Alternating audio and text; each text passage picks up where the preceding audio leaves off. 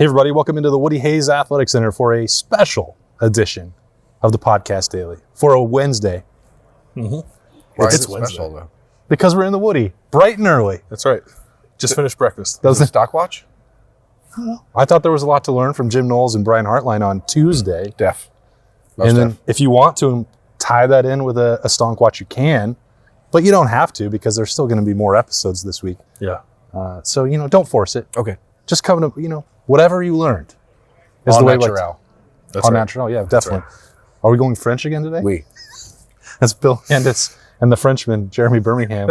I am Austin Ward. So in high school, a French class, we had to pick different names, to be in class. Uh-huh. And mine was Raoul. Did you pick that? Yeah. Raoul Birmingham. I don't know why, but I just because is Raoul a French name? I don't know. Doesn't seem like it wasn't spelled Raul. There was an O in there also. Huh. That sounds French. Yeah. We're off to a flying start. What did you learn? I learned about Raoul. That when Bern was in school, they had to pick their own names in French class. Well, we did that in Latin too. I was Maximilianus. See, I took Latin for 3 years. We didn't do that. Oh, wow. I don't know what I would have been. I probably just would have been Bill. Well, we were a Latin factory out in Casper, Wyoming, let me tell you. I went to Catholic school. Listen, we know our Latin. Got you. What did I learn Football, today? yeah. Football. People will like this. Jim Knowles was asked about several different questions about the jack position, which I think on their own are interesting. But in one of those questions, he talked about Mitchell Melton and how he is waiting for Mitchell to get healthy because he wants to bring that package back in fall camp. And then unprovoked, he said, I'm also looking at CJ Hicks in that spot and want to see what he can do in that position come the fall. Not now. Now is about linebacker fundamentals, getting really good at running with the 2/1s for CJ. But come fall, sounds like there'll be a little bit more on Mr. Hicks's plate. You're kidding me. I'm not kidding you. Where would he get that idea from? Probably from the last time we talked to him when he was asked specifically, can CJ Hicks play the jack position? And he just remembered it. I can't believe that he hadn't thought about that before. Or do you think that he said that just so we would stop bringing it up? No, I think he wants to talk about it. I think he likes it. I just think he remembered. He's like the Raptors in Jurassic Park. The North remembers. I think that it's clear, and Bill, you had mentioned on the Tuesday Daily that you were really curious about the fundamental existence of the jack. And Jim Knowles was, you could almost tell it hurt him to say it, but he said, if it doesn't work for this team, then we won't do it. And that clearly is not what he wants for his defense. It's not what he's made his money. It's not why he's at Ohio State. But he said, hey, we have the best defensive line coach in America. We have linebackers that can do a lot of different things. Sometimes it's hard to just force yourself to take these guys off the field. And he said, if it makes sense for the Buckeyes, we'll do it. If it doesn't, we won't. So that to me is the side of a mature coach and a guy that really understands the assignment and realizes we're going to put the best players out there regardless of what my scheme says. Yeah, I still think long-term he wants to recruit to that position, and he did kind of mention that. He wants to try to find a guy who can do all that stuff, but he was also open to the idea of if they bring in a really good traditional defensive end who's interested in it, they can work with that too. I just think he's not pigeonholing himself. I asked him, my question was, is the jack position a non-negotiable? And he said nothing's a non-negotiable, which might be a double negative, but he said that's what his point was, that he is not coming in here with we have to do these things in order to have a good defense.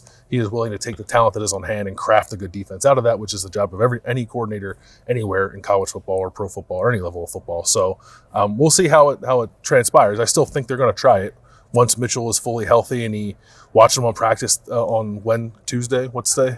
Today's Wednesday. Today's Wednesday. On Tuesday, he was moving around really well, so I think he's making the progress they want to see from him, and then we'll see what CJ can do. But he at least left the door open to no jack at all, if that's what it comes to. Yeah, nothing being non-negotiable means everything is up for debate. So that's happened with Ohio State and Jim Knowles talking about, maybe using a third corner more often, however they figure out what they want to do in, third downs or dime packages. I think Jim Knowles is open to different ideas about how they do that. And, we're seeing a little bit of that with safety. I don't know, you asked about this and you were curious about Josh Proctor and how you decide where he should play, where Lathan Ransom lines up, what that means for Sonny Styles. And again, I don't want to beat this dead horse and the same thing, but like it's a tribute to Josh Proctor that he's making that conversation more difficult, if that's the right word for it, for Ohio State. That he's got some consistency going, he's got some maturity going, and if he knows what his assignment is and you can go do it, like that's the easiest way to unleash his athleticism. There's still a long way to go. This was, again, just practice number 6, and these pieces can change. But I think there's a lot to like right now about Ohio State's defensive backs, and then you include Davison Eggbenosin being that third, and what Jordan Hancock and a really impressive Denzel Burke, who I thought on Tuesday morning, like just the way he's moving, the energy that he's even showing during stretching it's not the same as what we saw a year ago. That's all really positive stuff for Ohio State in the secondary. Yeah, and it's never a problem when you have too many good players. Like, believe me, like the opposite is far worse. If you have not enough good players, that's a much bigger problem. Right. There are a number of safeties, and the thing is, we look at him, and Josh has been on the roster for 6 years, and it's been a little bit hit and miss for him. But Cam Martinez is in his 4th year at Ohio State already, which is insane to me to even consider. They grow up so fast. Lathan Ransom, same thing. Like, these guys have been here a long time, so the opportunity is there. The experience is now getting there, and Jim Knowles talked about it. I briefly had a conversation with Perry Eliano also, and they said the same thing about Cam Martinez. It's confidence, and it doesn't mean that Jihad Carter won't be able to play at times or be on the field or push him, but at some point, all these guys have to know that there's no such thing as a guaranteed job at Ohio State. You are going to have to earn it every single day, and for now, that iron sharpens iron adage has been a real boost to that secondary, because you can see, as you said, like all these guys are moving around with just a little bit different pace and intensity. Yeah, I think you look at the group as a whole, you feel really good about what they have. And the thing that sort of crystallized for me today, and has really been a talking point of Jim Knowles all along, and maybe me personally has just sort of like, I choose to ignore it. They are not so much, it is, but it's, they're not so much concerned with like where on the board they're moving the pieces. They're just like concerned about the pieces. Like it's all about development and competition and like seeing who rises to the top, and then they'll figure out how to deploy things. Like, and he said, like, this is not he used the word schemey. This is not the time of year to be schemey. That comes in the summer, that comes in fall camp, when they're trying to figure out like, okay, Sonny Styles has checked all these boxes. He's ready to go. How do we use him? Everyone's still checking all those boxes. So like, we talk a lot about like, what's this depth chart going to look like? Is Lathan Ransom now blocking Sonny Styles? And at some point, I think we do have to have those conversations. I just think at the moment they're a little premature. Sort of everyone's playing, everyone's trying to get better, and then they'll figure out the rest when they get closer to the Indiana game and figure out matchups. But in the meantime, they have, I don't know, close to a dozen guys, I think, down that secondary they can feel pretty good about. It was a similar thing that Brian Hartline pointed out. Like, they're not scheming up against each other. They're not necessarily trying to win with anything other than fundamentals and checking those boxes that you mentioned, Bill. I spent most of my time with Brian Hartline, so if there's anything else to wrap up that you wanted over there with the defense, Berm, feel free to do so. No, I mean, we've said it before. I just really like listening to Jim Knowles talk. He did say Jihad Carter is at nickel now, but they view him as a guy that can play all 3 spots. I think Lathan Ransom is probably a guy they view similarly. Okay, that's good to know. I also enjoyed hearing from this version of Brian Hartline, who seemed amused by our attention on the play calling situation. I think it's instructive to learn about it, and certainly we want to inform as much as we can. And he gets that part, but I think by the time he was asked about the 15th time about having on the headset and how much was script based and how much wasn't, that was my question early on. I think that sort of wrapped it up. Like, they did more in that last team period that was not scripted, not designed beforehand, to let Brian Hartline get through it and work through his development. He doesn't want to talk about going to Indiana and what that's going to look like, and that's not his place to do so anyway. That's the head coach, his boss's decision, what they're going to actually do. It does seem very clear where this is going.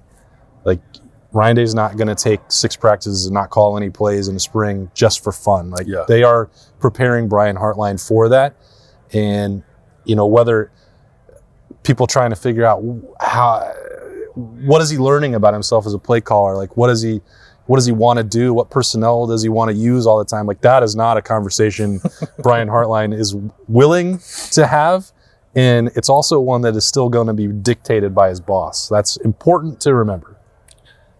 They're all learning how this works. And you could clearly see Brian Hartline. He's funny when he's out in these media sessions because he says a lot more than most coaches say. But you can always tell there's something he wants to say, which is shut up. Well, he pretty much did that a couple times today.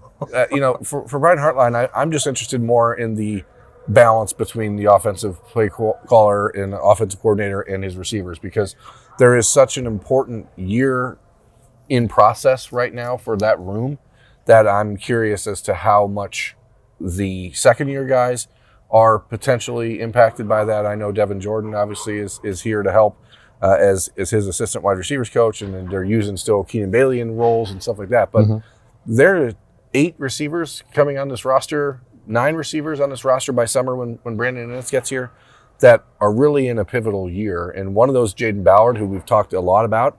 Like, if we're going to turn this into a mini stonk watch, I want people to like tap the brakes on Jaden Ballard just a skosh. You know? No, I won't. He's talking to us. I just think that it's important to realize that there are still. He didn't say America. Marvin Harrison, Emeka Ibuka, Julian Fleming, Xavier Johnson are the first 4 receivers for Ohio State and are going to be. And Brian Hartline kind of tapped around it a little bit, tiptoed, until Jaden Ballard is able to do everything that those guys do and not just run fast in a straight line, which he's very good at, then he's going to have a difficult time pushing those guys for playing time. And I think people need to, just pump the brakes just a little. Now, there's obviously a role for that guy, a speed burner. I was going to say, can he just go out there and run But if you put him out there and that's what he's doing, then it's not exactly. I'm going to venture to guess that he's faster than the guy that's lined up across from him, and he'll be okay. Maybe. I just think that. Seemed to work out right for Jameson Williams. I think for Brian Hartline, though, it's pretty clear. He wants his receivers to be fully developed wide receivers. Jameson Williams was great at Alabama, but that's because he just went out there and ran straight. And that's what he does best. Now, obviously, Hartline's goal with his receivers is a little different. Yeah, that's similar to me, like the tight end conversation. Like, I get it. Like, holistic development is very important, but why do you have to wait till the end to actually I don't utilize the disagree things with that guys are good at in the meantime? I don't know. Yeah, I don't disagree with you. Seems like you're doing yourself a disservice. I just think that there is going to have to be a conversation when these other 4 receivers are playing. And we're seeing, even today, the little stretch, or Tuesday, the little stretch period that we saw in the first 4 periods, Jaden Ballard does some things, and he looks pretty good. Yep. But again, we're not seeing the full picture at the position. Yeah, I don't like, he's not going to play ahead of Marvin. Like, Marvin and Emeka are going to play every single meaningful rep for Ohio State at the receiver position, and they should. But I don't know. It just seems to me like if Jaden Ballard is doing some of the things we saw in practice, and granted, we don't see every second of every single practice. We're not in meetings. There's more to it than just what happens on the field. To me, it feels like there should be an opening for him. Like, Julian Fleming was very good for them last year in the role that he was put in, but he wasn't like, oh, we can't take that guy off the field. Like, he can rotate there. Jaden does have some freaky attributes. I mean, you wrote about one of the catches at OhioState.Rebels.com on Tuesday when we were, breaking down practice. But there was one moment in here where the ball on a punt hit the rafters, and full speed he was running and caught it on a bounce off the rafters, and it was like, didn't even think about it. Yeah. And like that's little things like that are just crazy to watch, and you realize how different these guys are. Yeah, it's a situation where there's a new component to talk about for the Ohio State offense. And I think Brian Hartline's his overall point, not necessarily specific to Jaden Ballard, but like any other rising talent on offense, Brian Hartline didn't want to like talk a lot about them becoming a starter or trying to carve out a role for them. The point for him was like, did Ohio State not score a lot of touchdowns last year? Like, are most of those guys back?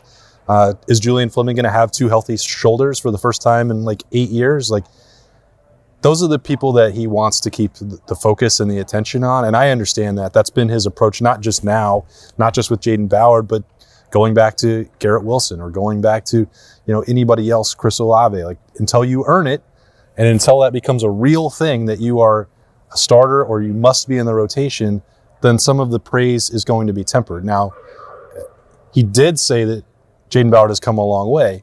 So that where he is right now is where he probably should have been 6 months ago, and then he would have seen the field more and helped Ohio State at wide receiver last year. So there's sort of that again, it's even that is a little bit of coach speak, but it served as a reminder that like, guys, to use Berm's point, like tap the brakes. It's not just a little, just a skosh. I like in that position too. Like it's the highest of standards. So like I understand that, and if that's how they viewed it, and he is now where he should have been last year, and if he was here, he would have been on the field. Then that's like a window into like, okay, they're seeing a long-term vision here where he can be on the field in the fall, so long as he keeps stacking these days that he's had up to this point in spring practice. And that's on Jaden. Like it's not, you don't have one good scrimmage in front of us and us talking about it, and you're like, you've made it. Like that's not how it works here, especially for a guy like Brian Hartline. Like he has the luxury of putting that bar way up here because of how good his room is. If you are playing a lot at Ohio State, then you have to be a leader on this team. And is Jaden emerging as a leader in the wide receiver group? Probably not yet, but he also doesn't really need to. But the guys who are going to play are the guys who rise and become leaders without needing to, and they just do it naturally. I mean, we saw how many times have we been in here at the conclusion of a practice in the last however many years? Fairly regularly, right?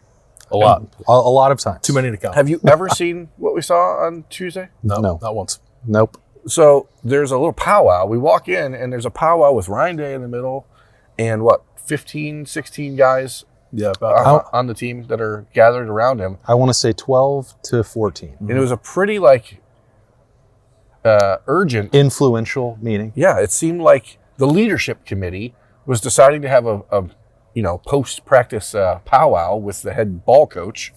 And we didn't get to hear what it was about. I mean, all I saw was Cade Stover being animated, and which is rare for him when he shows emotion, but when he does, it's generally anger.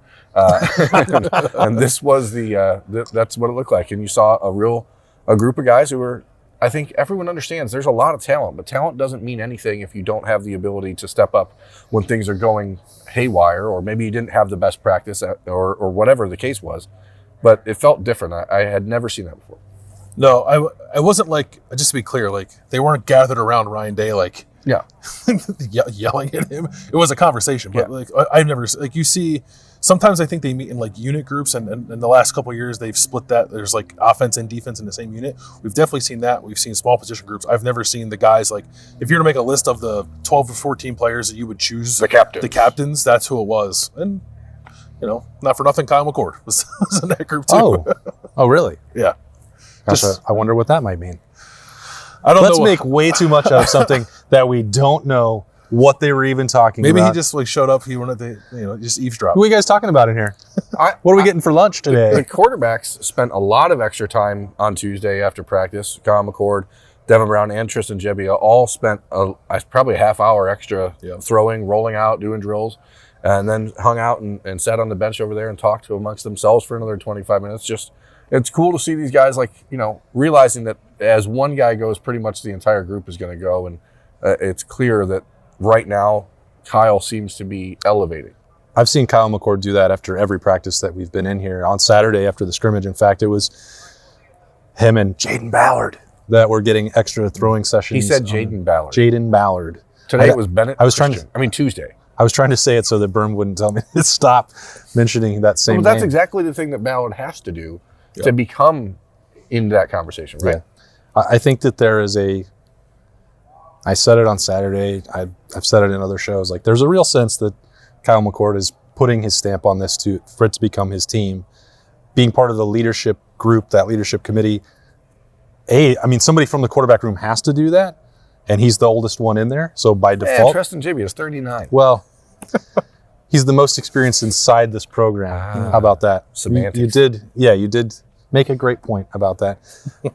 He's the one who should be doing that. Doesn't mean that he's the starter necessarily, because we've seen other Ohio State quarterbacks be that voice and not necessarily be guaranteed anything when it comes to playing time, namely JT Barrett for 1 year. But all the signs and all the trends are going to that one direction, and that's to number 6. Story of my life. And that's to Raul. That's Raul Birmingham. You said One Direction, and so I just started. You guys like One Direction? I think their music's pretty good. I think they're the best boy band we've had. Ever? Yeah. Get out of here. Yeah. I do. They're pretty good. I think they combine all the best elements of all the great boy bands. Maybe not the dancing. Well, I think that's probably the best thing about them. No, but like the songs, the songs and the vocal arrangements, quite good. Yep. Way more bangers than like Backstreet Boys or NSYNC. Like a ton. Well, I mean, that's a different era. Way more bangers than Backstreet is not a claim that anyone can make. What's funny is that Austin actually is Team Backstreet over NSYNC. So am I. Really? Yeah. But then I'm Team One Direction over all of them. Yeah. Yeah. But can't get everything because NSYNC burned out far too quickly. They didn't because have they the flew longevity. too close to the Icarus. sun. I think NSYNC's ceiling was much higher. Justin Timberlake is our generation's Frank Sinatra. Yeah. And I don't think he's the he could, singularly most talented of. yeah, he couldn't be contained by NSYNC. I'm not. You and I have obviously They had were this out of conversation before. NSYNC's ceiling is the highest of all of them. They were out of sync because he was so talented. Yeah, the rest of them stunk. We're talking to you, that other guy whose name I don't know. Well, you had JC Chazé right there. He tried to go solo, didn't quite work for him. Then you had Lance Bass, Joey Fatone sells hot dogs now, right? Chris Yeah, Kirkpatrick, Fat Ones hot dogs. and Joey Fat Ones. Love that. Like you had That's you brilliant. had a pretty marketing. It's like Justin Timberlake and 4 plumbers. That's what that band was. whoa. Let's That is be brilliant a marketing. little bit kinder to JC, okay? Okay. Come on. Fine. He's Unnecessary. There's nothing wrong with being a plumber, by the way. I can't be a plumber. I have to pay someone a lot of money to come to my house and do plumbing work. I just don't want them on my boy bands. And Backstreet didn't have that problem because they didn't have anyone capable of being a solo artist. So they were always focused on they making definitely didn't. on the band. great Yeah. 5-man harmony music. But One Direction had the harmony of a great group and has produced, in my opinion, 2 excellent solo acts with Harry Styles on that horn. Yeah, it's hard to beat that. I think they won this competition. Winner. Anyway, that's what happened on Tuesday at Ohio State football practice. Yeah. If you made it to the end, congratulations, and we're sorry. I didn't think that was going to happen. I'm not sorry. I'm never sorry. Never predict where it's going to go. Berm starts by going into a French name, and Bill, of all people, decides that we're going to pop group. He never hijacks it to make us go off the rails, but that's how you know. We should dedicate an entire show to this. We have all summer. Okay. We have the off season. Great. We will. Get your power rankings ready. Let us know where you stand on the great 1D Backstreet Boys NSYNC argument. Maybe if you want to throw O-Town in there, I don't know. You definitely don't. Oh my God. Or Don't try to make O-Town happen. or the all-time greats, LFO, which is Oh, another Rest in peace. All right, hang up. Time to go. some real ones. That's Bill and Berm. Don't shake your head at me. LFO. More like GTFO. H. Thanks for joining us on the podcast daily. It is definitely Wednesday. Hope you have a great rest of your day. A lot more coverage coming. The Buckeyes practice on Thursday and scrimmage on Saturday. We'll have coverage of that at ohiostate.rivals.com. And of course, right here on the podcast. Thanks for joining us. We'll talk to you then.